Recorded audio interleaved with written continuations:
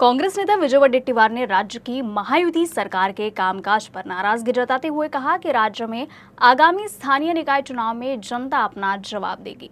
नागपुर में मीडिया से बात करते हुए विजय वडेट्टीवार ने इमरजेंसी के 50 साल पूरे होने पर भाजपा द्वारा दिए जा रहे वक्तव्य पर भी अपनी नाराजगी जताई है। साथ ही राज्य में शुरू भाषा विवाद को लेकर भी सरकार की आलोचना की।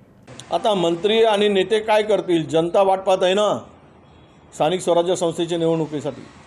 तुम्ही शेतकऱ्यांना जे फसवलात, शेतकऱ्यांना उद्ध्वस्त केलात, ना तुम्ही बोनस दिलात ना कर्जमाफी दिली, त्यामुळं इलेक्ट्रिकचे भाव वाढवून ठेवलेत। तुम्ही त्यांचे त्या शेतकऱ्यांना ना हमीभावांनी धान्य खरेदी केलात, त्यामुळे शेतकरी त्यांना योग्य जागा दाखवेल। निवडणुका येऊ द्या, कारण लोकांना संधी ही निवडणुकीतच मतदानाच्या रूपाने मिळते आणि त्यावेळेस त्याचा बदला जनता घेईल। जे खुर्चीवर बसतात मुख्यमंत्री योगी, तिथे तेच मनुस्मृती ठेवतात, संविधान ठेवत नाही। अशा पक्षाच्या विचारांनी संविधानाची हत्या केली म्हणणं म्हणजे हे हास्यास्पद आहे। ज्यावेळेस आणीबाणी त्या परिस्थितीमध्ये लावली, ती आणीबाणी उठल्यानंतर त्यांना इंदिराजींना जे काही प्रचंड बहुमत मिळालं, हा जनतेचा कौल होता। जनतेने स्वीकारलं होतं की त्या परिस्थितीमध्ये लावलेली आणीबाणी योग्य होती आणि ती गरज होती। त्यामुळेच त्यांना पुन्हा प्रचंड मॅन्डेट दिला गेला जनतेने आणि जवळपास 400च्या वर एकतर्फी जागा त्यावेळी जिंकल्या।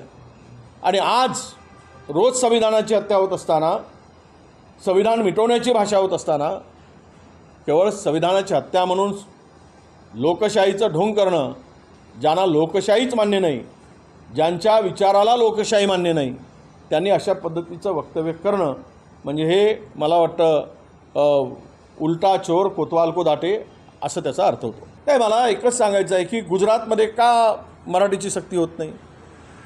गुजरातमध्ये हिंदीची सक्ती का होत नाही? महाराष्ट्रामध्ये मराठीची सक्ती सर्व लोकांवर का होत नाही?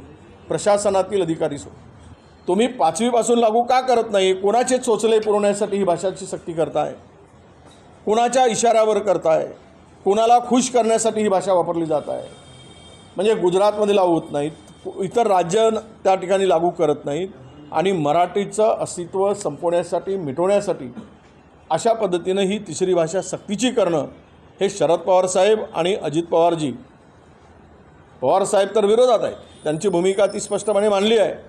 पण अजितदादांनी केवळ भूमिका मांडून होत नाही, तर कॅबिनेटमध्ये ही चर्चा का घडवून आणली नाही आणि कॅबिनेटमध्ये यावर चर्चा करून दादा आग्रही का झाले नाही, हा सुद्धा प्रश्न या ठिकाणी उपस्थित होतो।